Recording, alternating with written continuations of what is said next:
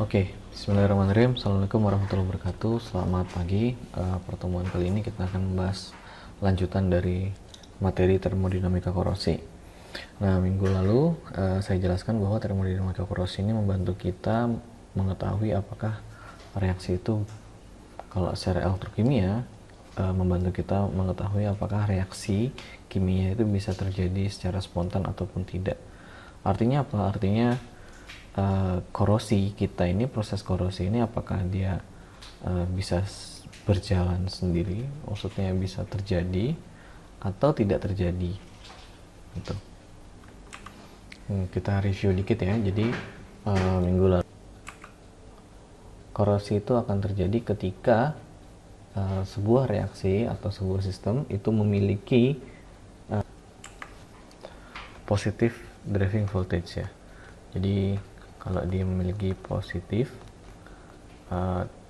driving voltage atau minus delta G lebih besar daripada 0 atau delta G lebih kecil daripada 0, maka korosi berjalan secara spontan. Nah, ketika delta G ini berkurang atau driving voltage-nya berkurang,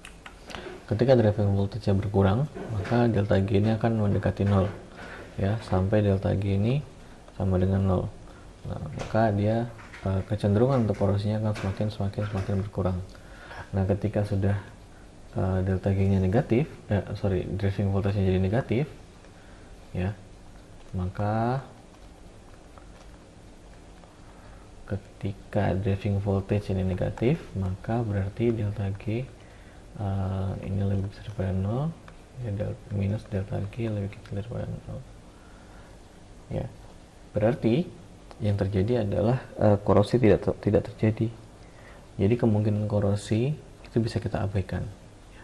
Tidak terjadi korosi di kondisi seperti ini ya.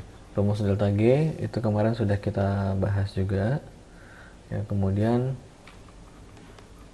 ada kondisi korosi dan kondisi imun ya, itu minggu lalu sempat kita bahas juga. Nah, sekarang kita lanjutkan dengan materi potensial dan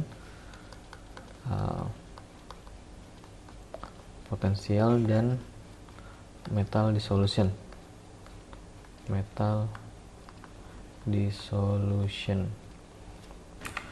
Nah, ketika kita punya reaksi di mana logam itu mengalami ketika logam itu terlarut ya menjadi ion ya, ketika logam itu terlarut menjadi ion Mz plus Z elektron min ya, maka persamaan nurse-nya, hukum nurse-nya atau E itu E equilibriumnya adalah sebesar E0 ditambah 2,3 RT per ZF dikalikan dengan log AM Z plus AM ya.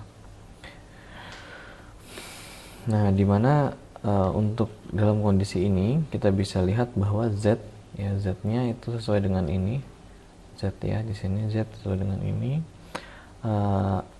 AM ya, AM untuk logam, untuk pure logam itu sama dengan 1.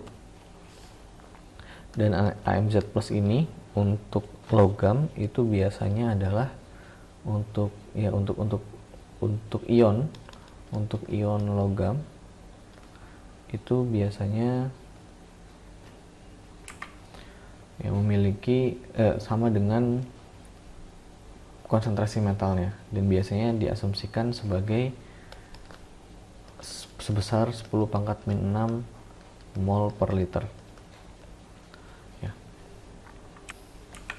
Sehingga kalau misalnya kita bisa ringkas ya, persamaan ini untuk semua logam itu akan menjadi E0, dengan catatan logam itu pure ya, istilahnya dia logam misalnya Fe ya Fe aja, bukan FeO gitu ya. Kalau misalnya seperti itu kita bisa ringkas persamaan ini jadi E equilibrium itu sama dengan E0 dikurangi dengan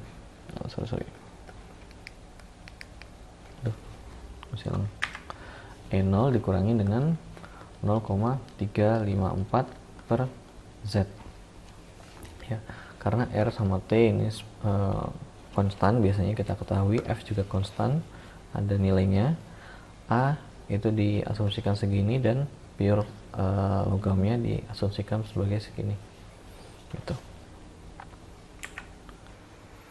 Nah, dari persamaan yang lebih sederhana ini ya kita punya nilai E equilibrium, di mana E equilibrium itu dipengaruhi oleh Z dan E0 ya.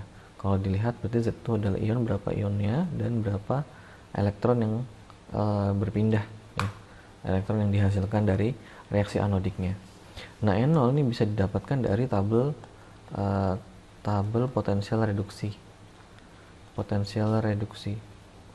Nah, tabel potensial reduksi itu kemarin sudah sempat saya berikan ya. Coba kita lihat di catatan minggu lalu, pertemuan sebelumnya. Nah ini ya, tabel potensial reduksi itu setiap ada reaksi reduksi maka ada nilai potensialnya gitu ya. Ada nilai potensialnya segini ya. Nah, nanti kalian harus hati-hati karena ini reaksi reduksi ya, berarti kalau misalnya nanti reaksinya itu adalah oksidasi, maka ya reaksi ini akan dibalik gitu kan, dan nilai ini akan menjadi yang aslinya positif akan menjadi negatif, dan yang awalnya negatif akan jadi positif gitu. Nah, kita balik ke sini ya. Jadi dari situ kita tahu yang mana apakah reaksi kita ini akan dia memiliki potensial berapa potensial equilibriumnya, Nah, potensial equilibrium ini adalah kondisi di mana dia memiliki delta G sama dengan 0 ya. Ketika dia E equilibriumnya itu tertentu ya, maka nilai dari reaksinya itu biasanya apa ya,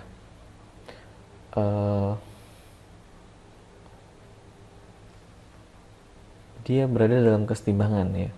Nah, untuk korosi itu bisa terjadi, maka nilai E dari reaksi yang sesungguhnya itu harus lebih besar daripada E equilibriumnya ya. Jadi tadi kan sudah kita review lagi bahwa positive driving voltage ini menghasilkan reaksi korosi ya. Nah, ketika E itu lebih besar daripada E equilibrium ya, maka dia akan mengalami driving voltage ya, dimana delta E driving voltage itu adalah E dikurangin E equilibrium. Nah, ketika nilainya positif ya, ketika ini lebih besar daripada 0, maka reaksi itu terjadi.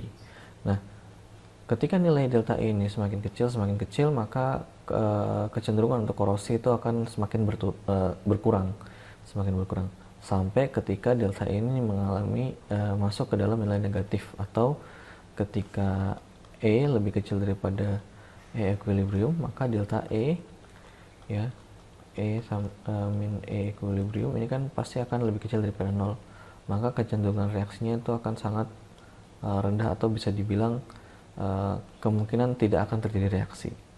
Nah, kondisi ini di dalam logam ya, di mana E itu lebih reaksinya atau E yang terukur itu lebih kecil daripada equilibrium, maka itu kita sebut sebagai kondisi imun. Kondisi imun ini atau kondisi ya, di sini adalah kondisi korosi ya, ini adalah kondisi imun. Nah, kondisi imun atau immunity ini adalah kondisi di mana reaksi korosi atau reaksi yang anoda ini, reaksi anodik ini tidak terjadi secara spontan gitu. Jadi kita tidak akan menemukan reaksi korosi pada sistem yang sedang kita observasi gitu. Nah, ini kondisi yang ingin kita ketahui, apakah sistem kita atau si material kita itu berada di dalam lingkungan, dia akan mengalami korosi atau dia akan mengalami kondisi imun. Itu. Nah, itu bisa diketahui dari mana? Itu bisa diketahui dari kita menghitung persamaan Nernst, ya. Nernst equation, ya, dihubungkan dengan delta G, ya, delta G, ya. Kita akan bisa mengetahui apakah material kita itu mengalami korosi secara spontan ataupun tidak, gitu.